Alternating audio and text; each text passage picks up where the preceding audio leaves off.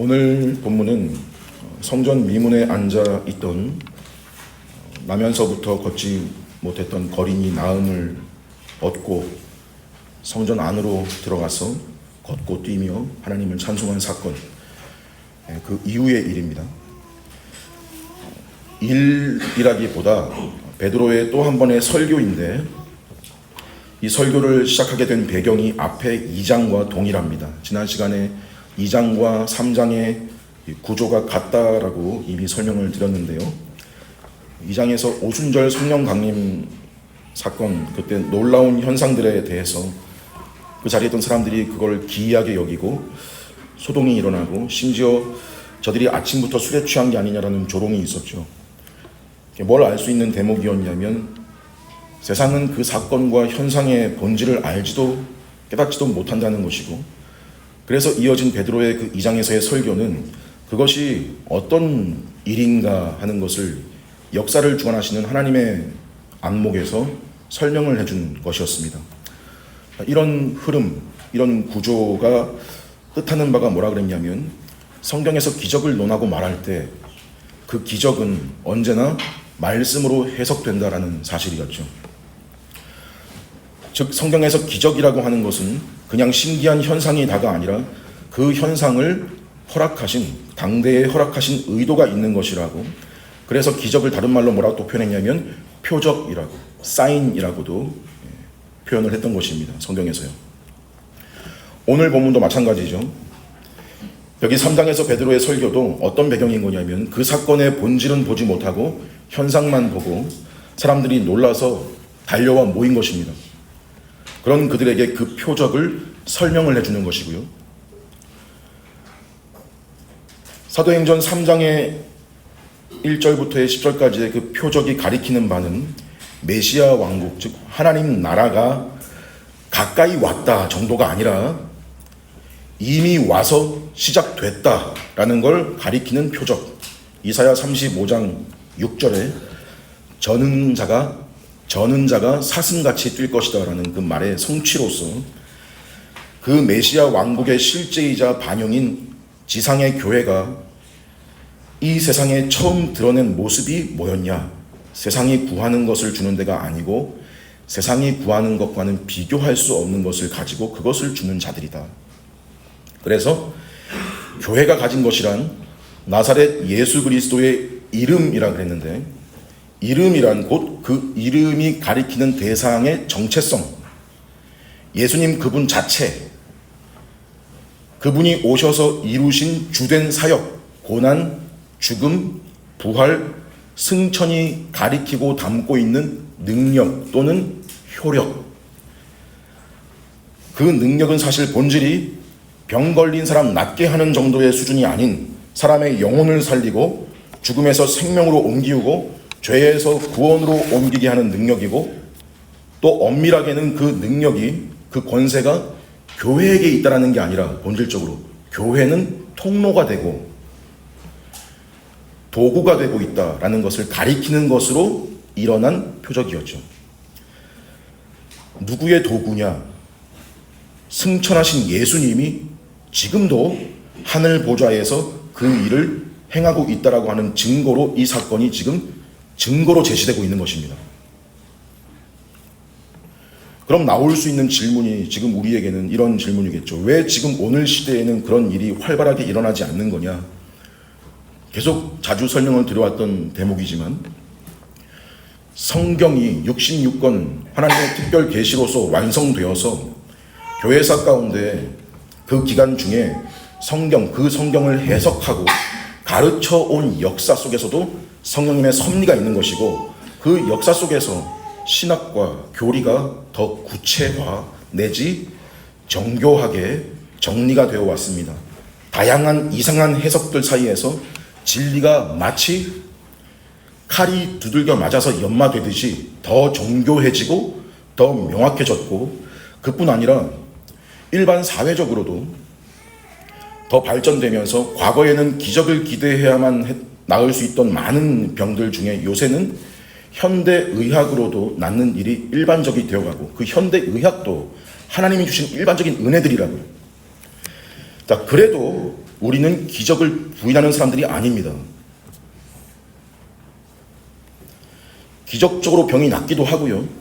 또 병 낫는 것뿐만이 아니라 수많은 기적들이 우리 가운데 일어나고 있는 거고, 사실은 그런 초자연적인 일들도 일어날 수 있다고 믿어요. 같이 소망하고 기도할 수도 있습니다. 하나님이 그런 능력을 지니신 분이시기 때문에. 하지만 또 꼭 그런 기적이 일어나지 않아도 하나님은 여전히 주권자이시고, 하나님은 자기 뜻대로 아프게도 하시고 낫게도 하시고, 나는 어떤 상황 중에라도 하나님을 찬송한다라고 하는 그게 바로 능력이고, 그것이 우리의 일반적인 것이 된 것이 더 성숙의 증거가 된 그런 시대인 거예요. 우리 시대는. 이미 구약 성경에서 욥이라는 사람이 주신 이도 여호와이시오 가져가신 이도 여호와시오니 여호와의 이름이 찬송받으실지라. 시편 73편의 저자 아삽의 시, 내 육체와 마음이 쇠약하다 할지라도 하나님이 내 마음의 반석이시고 내 영원한 분깃이시다. 자, 이 정도의 고백이 아주 성숙의 일반적인, 성숙한 시대의 성도의 일반적인 고백이라는 것을 증명하는 시대. 그게 우리의 교회의 시대이고요. 그런 사람들이 실제로 모인 곳이 바로 교회 공동체입니다. 여기서 안진뱅이를 일으켰다는 능력의 본질은 바로 이런 능력이고요. 본질이 또 이런 능력을 베푼 이 사람, 이 교회가 얼마나 대단하냐가 아니라 지금도 하늘 보좌에서 자기가 시작하신 그 일을 지속하여 행하시는 분, 예수 그리스도께서 그렇게 일하고 계시다라는 증거란 말입니다. 여러분, 지금 설교 앞부분 이런 내용을 세상은 인지를 못합니다. 그리고 들어도 받아들일 수 없겠죠. 죄인이 자연스럽게 자기 힘으로 스스로 떠올릴 수 있는 생각이나 지식이 아닙니다. 그러니 이 사람들에게는 자연스럽게 어떤 반응이 뒤따르냐면 본능적으로 현상과 사람에게 주목할 수밖에 없습니다. 그래서 오늘 본문과 같이 기적을 구경 내지 확인하려고 달려온 겁니다. 사람들이 모여드는 곳이 여기 11절 보니까 솔로몬 행각이라고 나오는데, 행각이란 여러분들 상상하실 수 있을 겁니다. 쉽게 말해 좀 넓고 긴 복도입니다. 통로. 여기 한쪽은 벽으로 쳐져 있고 한쪽은 둥근 큰 기둥들이 길게 늘어서 있는, 기둥 있는 쪽은 뚫려 있는, 위에 지붕이 덮여 있고, 그런 곳을 행각 또는 주랑이라고 하는데, 이 구간이 성전의 동쪽 편에 있는데 이 공간에서 자주 비공식, 공식 집회도 열렸고 누군가 연설도 하고 또 가르치거나 회의도 하는, 그렇게 사용되는 공간이었습니다. 정말 많은 무리가 이 공간에 모여든 거예요. 그리고 그 자리에 누구도 같이 있었냐면 조금 전까지 안진뱅이였던 고침받은 당사자가 베드로와 요한 옆에 있었습니다. 11절에 보면 붙잡으니라고 말이 나와 있죠. 이 말은 그 곁에 머물러 있었다, 이런 말입니다. 즉 이제 베드로가 하게 될 설교의 진정성을 입증하는 당사자가, 산 증인이, 산 증거가 눈앞에 있는 셈이죠. 신기함과 놀라움으로 베드로와 요한에게로 달려와 모인 사람들의 목적은 이거였습니다. 이게 대체 어떻게 된 일이냐? 니들 이거 어떻게 한 거냐? 그래서 베드로의 설교가 어떻게 시작하냐면 되물음으로 시작하는 거예요. 두 가지 질문 던지는데 12절입니다. 첫째는 이스라엘 사람들아, 왜 이 일을 놀랍게 여기냐? 그 둘째는 우리 개인의 권능과 경건으로 이 사람을 걷게 한 것처럼 왜 우리를 주목하냐? 그렇게 시작해서 설교는 사실 3장 끝 26절까지인데요. 우리가 오늘 읽은 본문의 마지막 절 16절 중간이죠. 16절에서 그 답을 설교 중간에 이미 제시를 하는 거예요.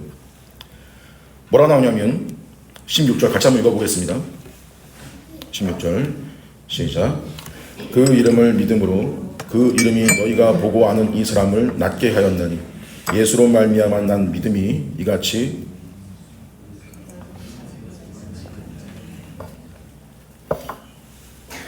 예수로 말미암아 난 믿음이 이같이 완전히 낫게 하였느니라.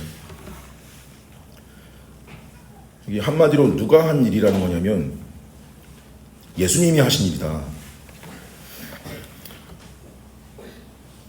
사실 이 의미는 치유 사건 중에 이미 드러났었죠. 은과 금은 내게 없거니와 내게 있는 이것을 내게 주노니 나사렛 예수 그리스도의 이름으로 일어나 걸어라.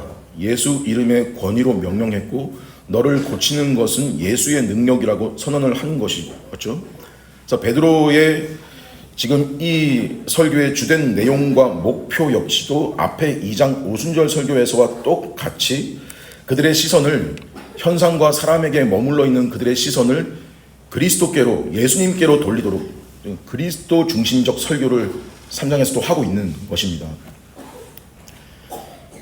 근데 사실 베드로는 결론적으로 16절에서 예수님이 하신 일이다라고 말하기 전에 이 결론으로 오기까지의 대전제가 되는 대답을 이미 13절에서 했습니다. 뭐라고 했냐면 13절 보시면 앞부분에 아브라함과 이삭과 야곱의 하나님 곧 우리 조상의 하나님이, 이 말은 즉 이건 하나님이 하신 일이고 전적으로 하나님으로 말미암아 된 일이라는 사실을 전제를 하고 있는 말이죠. 여기 아브라함과 이삭과 야곱의 하나님이라는 표현은 하나님께 대한 이스라엘의 고유한 표현으로 출애굽기 3장에 모세에게 나타나셔서 타지 않는 떨기 가운데 하나님이 직접 자신을 소개하신 호칭입니다. 즉 베드로의 지금 이 말은 그러기에 이 일을 왜 놀랍게 여기냐? 왜 우리를 주목하냐? 하나님께 주목하고 하나님께 초점을 맞춰야 될 일 아니냐? 이 뜻이겠죠. 그리고 또 하나 눈여겨볼 때가 아브라함과 이삭과 야곱의 하나님 곧 우리 조상의 하나님이라고 베드로가 이렇게 천중과 자신을 묶어서 우리라고 한 것은 자기 역시 이 조상들과 언약을 맺으신 하나님을 믿는다는 말입니다. 동일한 하나님이란 말이잖아요. 우리 하나님이라고 그랬으니까. 여러분 지금 우리가 섬기는 하나님도 바로 이 하나님이십니다. 아브라함과 이삭과 야곱의 하나님이세요. 그런데 결정적인 차이가 아브라함과 이삭과 야곱이란 이름을 거론해도 결정적인 차이가 그 뒤에 바로 이 하나님께서 뭘 하셨다라는 겁니까? 그의 종 예수를 영화롭게 하셨느니라. 그의 종 예수를 영화롭게 하셨느니라. 유명한 말씀 빌립보서 2장 5절 이하에 너희 안에 이 마음을 품으라 곧 그리스도 예수의 마음이니 그는 근본 하나님의 본체시나 하나님과 동등됨을 취할 것으로 여기지 아니하시고 오히려 자기를 비워 종의 형체를 가지사 사람들과 같이 되셨고 사람의 모양으로 나타나서 자기를 낮추시고 죽기까지 복종하셨으니 곧 십자가에 죽으심이라. 9절 이러므로 하나님이 그를 지극히 높여 모든 이름 위에 뛰어난 이름을 주사 하늘에 있는 자들과 땅에 있는 자들과 땅 아래에 있는 자들로 모든 무릎을 예수의 이름에 꿇게 하시고 모든 입으로 예수 그리스도를 주라 시인하여 하나님 아버지께 영광을 돌리게 하셨느니라. 혹 그의 종 예수를 영화롭게 한 적도 없으시고 예수의 일과 전혀 관계없는 아브라함과 이삭과 야곱의 하나님, 우리 조상의 하나님이란 참된 하나님이 아니십니다. 그런 하나님은 없습니다. 성경이 말하는 하나님이 아닙니다. 그러니까 이 유대인들은 없는 하나님, 있지도 않는 하나님을 섬기는 꼴이 됩니다. 성경이 보여주는 참된 하나님은 아브라함과 이삭과 야곱의 하나님이실 뿐 아니라 그의 종 예수를 영화롭게 하신 분이십니다. 그분이 그렇게 아브라함의, 이삭의, 야곱의 하나님이라 불려지신 이유 또한 대대로 이 오실 예수를 가리키는 약속을 아브라함과 이삭과 야곱에게 주셨기 때문입니다. 특히 여기 종이라는 말도 우리가 눈여겨봐야 되는데 베드로가 그냥 쓴 말이 아니고요. 구약 이사야서를 근거해서 쓴 말입니다. 우리 보통 이사야서에서 오실 메시아가 고난받는 종으로 예언된 그 부분이라면 이사야 53장을 꼽는데 이런 말씀들 들어보셨죠? 그는 실로 우리 질고를 지고 우리 슬픔을 당했군. 너무 익숙하죠? 그가 찔림은 그의 상함은 그가 징계를 받음으로 그가 채찍에 맞음으로 여호와께서 우리 모두의 죄악을 그에게 담당했도다. 도수장으로 끌려가는 어린 양같이 그 입을 열지 않았다. 사실 이 53장만 딱 떼놓고 우리가 많이 봐서 보통 분위기가 그냥 이 부분을 대하면 슬프고 무겁게 다가올 때가 많은 본문입니다만 사실 이사야 전체 구조로 볼 때는요, 이사야서 40장 이후부터는 회복에 대한 내용입니다. 주된 내용이 회복이고 그 회복이란 주제 안에서 있는 부분이거든요. 이 고난받는 종이라는 내용이 가깝게는 이 53장 고난받는 종에 대한 주제가 53장 1절부터가 아니고 사실 그 앞장 52장 13절부터가 시작되는 부분으로 봅니다. 그래서 52장 13절을 이사야서에서 고난받는 종에 대한 예언의 전제가 되는 구절로 그렇게 보고 있어요. 제가 한번 읽어볼게요. 52장 13절입니다. 들어보세요. 보라, 내 종이 형통하리니 받들어 높이 들려서 지극히 존귀하게 되리라. 구약 성경 전체에서 종과 존귀라는 이 단어가 한꺼번에 들어가 있는 구절은 여기가 딱 한 부분입니다. 뭐예요? 이제 이렇게 읽기 시작하면 이 뒤에 53장에 나오는 메시아 당할 고난 모든 고난들이 다 뭐냐면 사실 존귀와 영광으로 나아가는 길로 읽혀집니다. 지극히 존귀하게 되리라. 자, 베드로가 바로 이 말씀을 인용한 거예요. 영화롭게 했다. 자, 영화롭게 했다라는 것은 쉽게 말해 높이다, 높아지게 하다. 여러분, 본래 성부와 성자가 동등한 분이심에도 성자가 친히 동등됨을 취할 것으로 여기지 않으시고 종의 형체로 낮아지셨으나 성부께서 그를 높이시고 높여주십니다. 어떻게 해요? 성경의 표현은 영화롭게 하셨느니라, 또는 그를 지극히 높여, 또는 만물을 그의 발 아래 복종케 하심 등등인데, 중요하게 알아야 되는 것이 이런 표현들 안에는 그 자체로 예수님의 고난과 죽음과 부활과 승천을 전부 내포하고 있는 표현들입니다. 그것을 다 이루신 것으로서 종으로서 낮아지신 그분을 높였다는 거예요. 그렇다고 성부가 성자를 높이셨다고 성자가 더 높아진 것이냐? 그것도 아닌 것이 고린도전서 15장 28절에 보면 이렇게 나와요. 만물을 그에게 복종하게 하실 때에는 아들 자신도 만물을 복종하게 하신 이에게 복종하게 되리니. 무슨 말이냐면 하나님이 아들 예수님을 만물이 복종하도록 높이시는데 그 아들이 만물이 복종하게 하신 이, 즉 아버지에게 복종하신다. 서로 동등한 주권과 동등한 권능과 영광을 가지시지만 서로가 상호간에 서로가 자기를 낮추시고 서로를 높이시는 관계가 영원하다 이 말이에요. 긴밀한 연합과 사랑과 교통의 관계. 그러니 처음으로 돌아가서 베드로의 지금 이 기적 사건에 대한 해석은요, 예수님의 권능이 이 사람을 고친 것인데, 그렇긴 한데 이것이 근원적으로는 그분의 죽음과 부활과 승천으로 하나님이 예수님을 높이셨기 때문이다. 하나님이 예수님을 영화롭게 하셨기 때문에 가능하게 된 일이다 이 말입니다. 이 의미예요. 이에 마땅히 하늘에 앉으신 자리에서 자신이 땅에서 행하셨던 일들을 이제는 제자들이 그분의 이름으로 행할 수 있도록 권위를 부여하시고 또 이를 위해 성령님을 보내주시고, 즉 이 13절 앞부분은요, 이 예수는 이 말이에요. 아브라함과 이삭과 야곱의 하나님, 그분이 예수를 영화롭게 하셨다. 이 말은 이 예수는 너희들이 섬기는 하나님과 분리되어 있는 관계없는 전혀 새로운 시인이 아니고, 내가 전혀 어떤 새로운 개념을 소개하는 게 아니고, 너희가 조상 때부터 믿어온 아브라함과 이삭과 야곱의 하나님과 영원부터 동등한 분으로 그분이 보냈고 맞아주셨고 또 높여주신 분이시다. 이게 지금 말하자면 베드로와 바울에게서 동일하게 발견되는 삼위일체 신학입니다.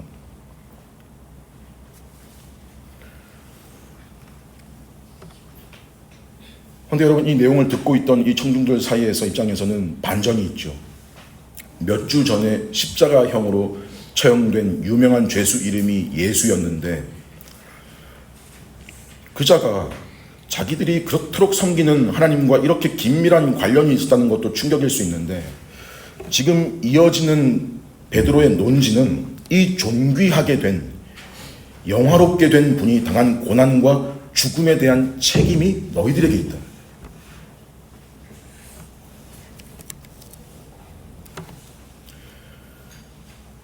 13절 중간쯤부터 15절 앞에까지의 내용에 총 5가지로 베드로가 조목조목 고발합니다. 한번 눈으로 따라와 보세요. 첫 번째가 너희가 그를 넘겨주었고, 두 번째가 빌라도가 놓아주기로 결의한 것을 거부하였고, 세 번째가 14절에 거룩하고 의로운 분이심에도 거부하였고, 네 번째가 도리어 살인자 바라바를 놓아주라고 구했고, 마지막 15절에 생명의 주를 죽였다라고 말합니다. 여기서 14절에 거룩하고 의로운 분이라고 하는 것은, 거룩하고 의로운 분, 헬라어에서 하나의 정관사 뒤로 형용사 2개가 사용되는 것은 이 말이 칭호, 호칭임을 암시하는 의도가 있습니다. 근데 칭호, 호칭이라고 하는 거에서 거룩과 의라는 단어는, 이 말은 사실 하나님께만 쓸 수 있는 말인데, 이 칭호가 또 어디에서 쓰였냐면 구약성경에서 바로 이사야서에 하나님의 종 메시아를 가리킬 때 사용된 칭호고요. 15절에 생명의 주라는 말은 번역이 좀 아쉬운 것이, 여기 생명의 주 할 때 주는 보통 헬라어로 주 하면 퀴리오스를 쓰거든요. 퀴리오스. 근데 여긴 퀴리오스가 아니고 아르케고스라는 말을 씁니다. 아르케고스. 사실 선구자, 창시자, 근원이라는 의미를 가지는 말이에요. 무슨 말이냐? 생명의 선구자, 창시자, 생명의 근원, 생명이라고 하는 거의 창시자. 히브리서 2장에 이 말이 그대로 구원의 창시자라는 말로 번역됐습니다. 거긴 알케고스가 번역이 잘 된 거예요. 같은 한국 성경 버전인데 그렇게 번역을 했어요. 뭐예요? 구원의 길을 여신 분, 사람에게 영생, 즉 생명을 주시는 근원이시라는 말인데, 이런 분을 죽였대요.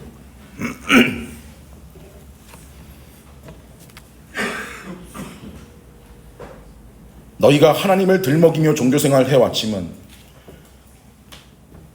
그분이 보내신 분을 법 없는 이방인의 손에 넘겨버리고, 그가 근데 풀어주려고 하는데도 거부하고 오히려 살인자의 목숨을 살리라고 요청하면서 생명의 주를 죽인 반역자고 살인자다.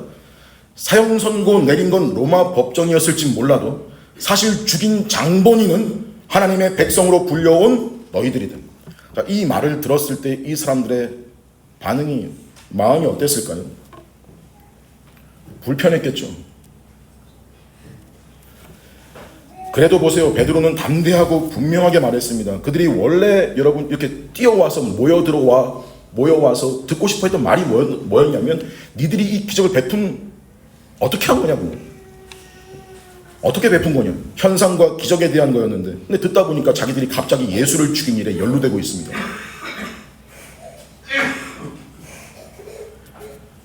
베드로는 그들의 요구와 듣고 싶은 말이 아니라 오히려 그들의 죄를 낱낱이 드러내고 있죠. 여러분, 이것이 바로 복음의 제시입니다. 복음의 필수적인 부분이죠. 복음을 전할 때 필수적인 과정이 말씀을 통해서 자기 죄를 깨닫고 자백하게 하는 것입니다. 왜요? 하나님께 나아가는 사람에게 가장 먼저 요구되는 것이죠. 그런다고 또 다 그 의도대로 되는 게 아니라 이게 기적적으로 나타나는 반응이 하나님 앞에서 자기 존재가 어떠함을 말씀으로 깨닫는 것이 있어야 하기 때문이죠. 기적이죠. 이게 기적이에요. 일반적인 게 아닙니다. 특별한 일이에요. 그래서 많은 경우 그것을 거부하거나 들으려 하지 않습니다. 근데 이 자리에 있던 유대인들요, 베드로 설교를 처음 듣는 사람들도 있었을 거고, 아니면 앞에 오순절 때 한번 듣고 그때는 회개한 3,000명에 속하지 않았던 사람들도 있었을 겁니다. 근데 이 자리에서 이 설교를 듣고 회개한 사람이 남자만 5,000명이었대요. 4장 4절에 나옵니다. 베드로는 양보나 타협 없이 그들의 죄악을 일일이 상기시킬 뿐만 아니라 단도직입적으로 너희가 거룩하고 의로운 분을 거부했고 생명의 주이신 이분을 죽였다라고 목소리를 높였습니다. 근데 그렇게 예수를 죽였던 예수를 하나님이 어떻게 하시냐? 15절 하반절에. 그러나 하나님이 죽은 자 가운데에서 그를 살리셨으니, 부활인데, 여러분 생각해 봅시다. 하나님이 이렇게 굳이 예수님의 부활을 계획하신 이유가 뭘까? 생명의 주이신 분인데 죽으실 리가 없는 분이고 죽을 수 없는 분이지 않습니까?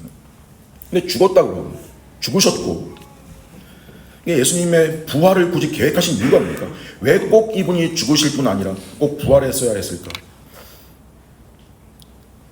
여러분, 생명의 주라고 했으면 생명의 근원자, 창시자, 이분이 죽나요? 원천적으로는 죽을 수 없는 존재시죠. 죽인다고 죽일 수 있는 분이 아니십니다. 인간적으로 육신으로는 죽음을 잠시 경험했다 할지라도 본질이 하나님이신 분이시기 때문에 죽으실 수 없습니다. 그럼에도 그분의 인성으로서 일시 죽음을 겪으신 것은 자기가 대신 죽으심으로 자기 백성의 모든 죄의 문제를 가져가서 값을 치렀다는 것인데, 만약 예수님의 죽음만 있고 부활이 없다면 그 값을 치렀다는 증명이 없는 거예요. 부활이 없다면, 죽으시고 그것으로 끝나버린 거라면 우리를 대표하시는 분으로서 우리가 무슨 소망이 있는 거냐? 소망이 없는 거예요. 그분도 사망의 지배 아래에서 뚫고 나오지 못한 분인 거니까. 그 부활이라는 거, 부활했다는 것은 하나님께서 예수님의 죽으심을 포함한 모든 순종을 기쁘게 받으셨고 인정하셨다는, 다 이루었다는, 성취됐다는 증명이자, 무엇보다 이로써 하나님은 이 예수 그리스도가 참된 생명, 구원을 얻는 유일한 길이신 진정한 생명의 주이시라는 사실을 만천하에 나타내신 겁니다. 예수님을 높이시고 영화롭게 하신 것이죠. 이 사실은 곧 무엇을 의미하냐면 사람이 참된 생명, 영생, 구원이라는 걸 얻는 길은 한 가지밖에 없다. 뭔가요? 이분 생명의 주이신 예수 그리스도를 믿는 것, 그것뿐입니다.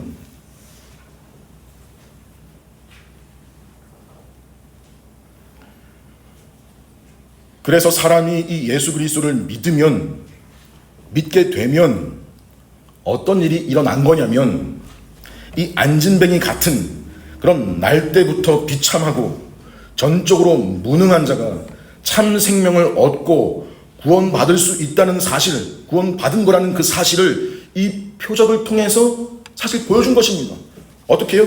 이 예수를 믿는 믿음이 그 속에 있다면 그 믿음을 통하여 그 사람은 생명의 주이신 예수님과 연결되게 된다. 그걸 용어로 그리스도와의 연합이라고 하는 거예요.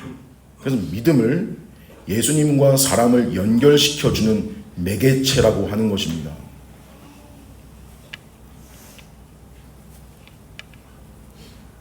그래서 16절에 보면, 16절 아까 읽었는데 우리 다시 한번 같이 한 목소리로 읽어보겠습니다. 16절 다 같이 시작. 그 이름을 믿음으로 그 이름이 너희가 보고 아는 이 사람을 성하게 하였나니 예수로 말미암아 난 믿음이 너희 모든 사람 앞에서 이같이 완전히 낫게 하였느니라. 자, 이 안진뱅이가 어떻게 일어나게 되는 거냐? 최종 대답인데 모르고 보면, 앞에 설명 없이 그냥 모르고 읽으면 뭔가 반복이 많고 답이 딱 명확하지가 않은 것 같은 느낌이 들 수 있습니다. 그럴 것이 여기 보면 그 이름을 믿음으로, 그런 다음에 또 그 이름이, 그리고 또 예수로 말미암아 난 믿음이, 그럼 결국 답이 한 2개 내지 3개로 보이는 거예요. 자, 맨 앞에 거 그 이름을 믿음으로라고 하는 건 다 아우르는 거고, 그다음에 그 이름이냐 아니면 믿음이냐, 이 사람을 낫게 한 것이 그 이름이 이 사람을 낫게 한 거냐, 또 하나는 예수로 말미암아 난 믿음이 이 사람을 낫게 한 거냐, 이중적으로 표현을 한 것인데, 존 칼빈 목사님은 이런 베드로의 화법을 두고 흥미로운 설명을 제시를 했습니다. 열렬한 애정의 표시이다. 누구를 향한 열렬한 애정 표시냐? 그리스도, 예수님, 자신의 주님, 그분을 향한. 자, 결국 답은 예수 그리스도, 정답 한 개를 말하는 건데, 그분과 관계된 내포하고 있는 깊이와 영광의 풍성함을 반복해서 강조하는 것이라고. 예수, 예수의 이름, 예수로 말미암은 믿음, 예수, 예수, 예수. 생명과 관계된 문제의 정답은 예수밖에 없다고. 길은 예수뿐이라고. 근데 지금 이 말은 베드로가 한 설교에 베드로가 한 말로 읽히지만, 그리스도를 향한 베드로의 열렬한 애정일 수도 있지만, 동시에 누구의 열렬한 애정으로도 볼 수 있는 것이냐면, 바요나 시모나, 이것을 알게 한 것이 너의 혈육이 아니다, 너가 아니다, 하늘이다 하는 것처럼 이것을 알게 한 것이 하나님이시다. 그리스도를 향한 하나님의 열렬한 애정으로도 받을 수 있죠.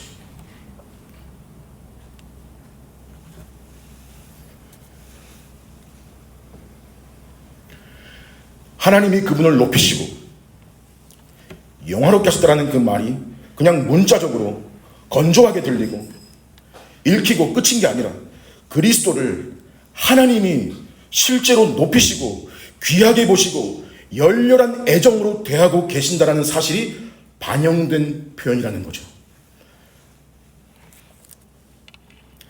아무리 말하고 아무리 반복해도 부족한 것이 그리스도의 영광이니까요.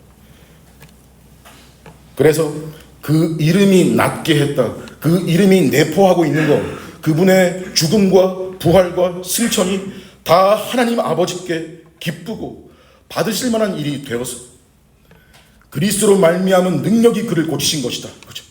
그래서 믿음이라는 말도 보면 그냥 믿음이라 그러지 않고요. 뭐라고 설명을 해놨냐면, 예수로 말미암아 난 믿음이라고. 이 사람을 낫게 한 것이 1차원적으로 베드로의 믿음도 아니고, 낫게 된 병자의 믿음도 아니고, 그 믿음이 그를 고친 게 아니고 그리스도의 능력이 그를 고친 것인데, 그 능력이 전달되기를 그리스도로 말미암은 믿음을 통해서 효력이 발생한 것이라는.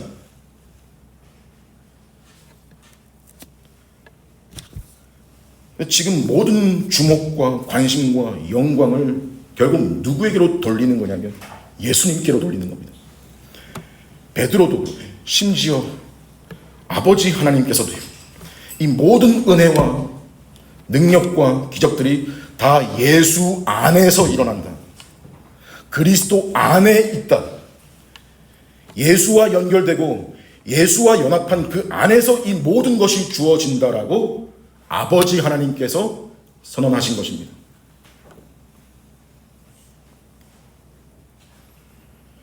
이것이 하나님이 그의 종 예수를 영화롭게 하셨다라는, 하나님이 죽은 자 가운데서 그를 살리셨다라는 말이 담고 있는 의미이고요. 그래서 15장 끝에 우리가 이 일의 증인이라는 말도 단순히 주님의 부활과 승천을 직접 목격했다, 그것도 물론 큰 자격이고 특권인데, 지금 사도의 말은 그리스도가 생명의 주, 생명의 창시자요 근원이심에 대해서 우리가 증인이다. 즉 예수님이 부활했다는 것은 지금도 살아계신다는 건데, 비록 몸으로는 우리 곁에 안 계시지만 지금도 살아계셔서 다스리신이라는 분이라는 증거가 바로 우리다. 이 나면서부터 안진뱅이가 일어난 사건이다. 이 일에 있어서 우리가 증인이다. 증거다. 증명이다.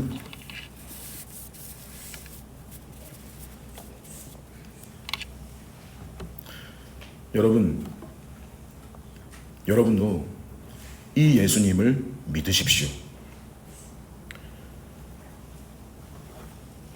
예수님을 여러분의 구원자, 주인, 머리로 받아들이십시오. 그렇게 예수님을 믿으신다면 그 믿음은 여러분이 만들어내신 게 아니고 여러분이 스스로 가진 것이 아니라 예수로 말미암아 난 믿음입니다. 그리고 여러분이 예수님을 믿으신다면 여러분이 어떤 특권과 영광을 가진 존재인가를 생각하십시오. 결코 종교적인 안위나 자기 만족이나 삶의 일부를 차지하는 정도의 수준으로 예수님을 대하지 마십시오. 예수님은 그런 대우를 받는 분이 아니십니다.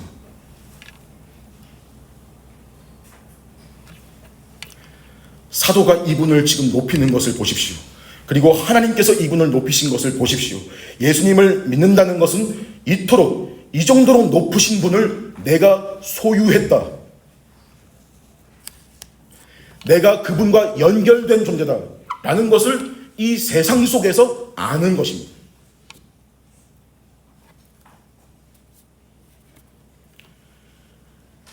우리 현실에서 아이들을 가만히 보면 엄청 진심인데 단순하죠. 누가 더 많이 가졌냐, 그걸로 부러워하고 시기하고 거기서 끝이 아니라 왜 나한테는 이거밖에 안 되냐고 서운해하고 따지고, 왜 쟤한테는 저렇게 주고 나한테는 이렇게밖에 안 주냐라고 비교하고 삐지고 짜증내고 다투고 결국 어디로 가냐면 두고 봐라, 저번에 너도 그랬잖냐. 이런 게 다 애들 키워보면 애들한테서 발견되는 양상인데, 그 다음 생각의 흐름은 뭐냐면 지금 나도 그렇다.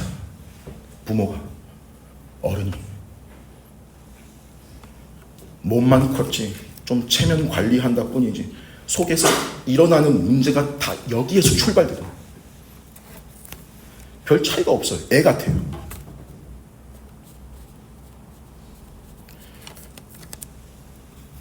그래서 여러분, 우리는 우리의 신앙생활에 실제로 실감하는 것이 많이 필요합니다. 실감하는 것.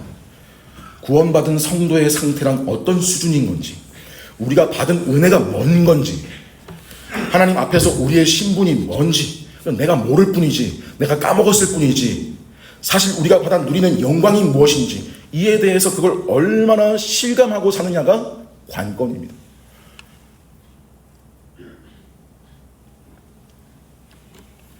여러분, 우리 교회에서 자주 가르치는 말 중에 내가 예수님과 연결되었다라는 말은 곧 내가 삼위 하나님 간의 연합 안으로 들어간 것이다, 들어와 있는 거라는 거, 그 말. 하나님의 사랑과 예수 그리스도의 은혜와 성령의 교통하심 속에 내가 들어와 있다는 거. 여러분, 우리가 오해하거나 좀 빈약하게 생각하기 쉬운 주제 하나가 성부 하나님의 사랑입니다.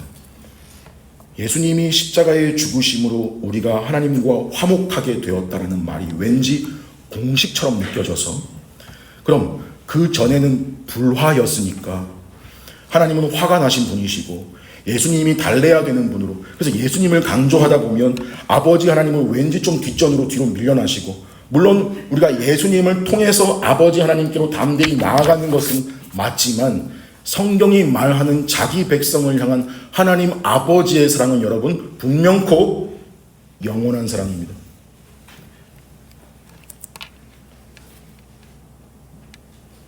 뭐라고 말합니까? 우리가 아직 죄인 되었을 때 그리스도께서 우리를 위하여 죽으심으로 하나님께서 우리에 대한 자기의 사랑을 확증하셨느니라. 주어가 아버지 하나님이세요. 그 일로 하나님 아버지의 사랑을 확증하셨대요. 하나님이 예수님을 그렇게 높이신 근원적인 이유가 무엇입니까? 자신께서 그토록 사랑하는 자들을 위해서 아들도 동일한 사랑으로 그 일을 이루셨기 때문입니다. 그래서 높이신 겁니다. 그래서 하나님의 우리를 향한 사랑은 그분이 예수를 영화롭게 하셨다, 높이셨다라고 할 때 그 높이 크기만큼입니다. 이것을 실감하는 것이 신앙생활의 관건입니다. 여러분, 이런 신앙생활이 우리 가운데 펼쳐지기를 바란다고 하나님께 구하셔야 됩니다. 너무 자주 망각하고 가볍게 대하고 그러는 때가 많습니다. 현실의 어려움과 육신의 정욕과 안목의 정욕과 이생의 자랑 때문에 자주 잊고 살 때가 많은 그런 삶임을 고백하시면서 그 은혜를 겸손히 구하십시오. 여러분, 그리고 그렇게 그 사랑과 은혜를 실감하시면서 여러분도 예수님을 높이십시오. 여러분의 삶의 주인으로 인정하십시오. 말만 주인이다 그러지 말고 실제로 여러분들의 생활에서 예수님을 높이십시오. 어떻게 높이시겠습니까? 그분의 말씀을 따르고 부딪힐 때 순종하려고 해보고 성품적으로나 모든 면에서 그분을 닮는 것이 그분을 높이는 것입니다. 그러면 그게 그분의 보여주신 모든 일을 내가 기쁘게 동의하고 찬송하고 있다는 표시입니다. 여러분, 그런 자들이 모여서 같이 예배를 드리면 그 예배는 바로 삼위 하나님 안에서 교회의 머리이신 그리스도를 높이는 일이 됩니다. 그러한 자들이 모여서 함께 성도의 교제를 나누면 그 안에서 삼위 하나님의 교통을 우리가 다 같이 누리며 그리스도를 높이는 일이 되는 겁니다. 그렇게 여러분의 삶에서, 가정에서, 교회에서 여러분 자신이 그리스도의 높아지심의 증명이 되십시오.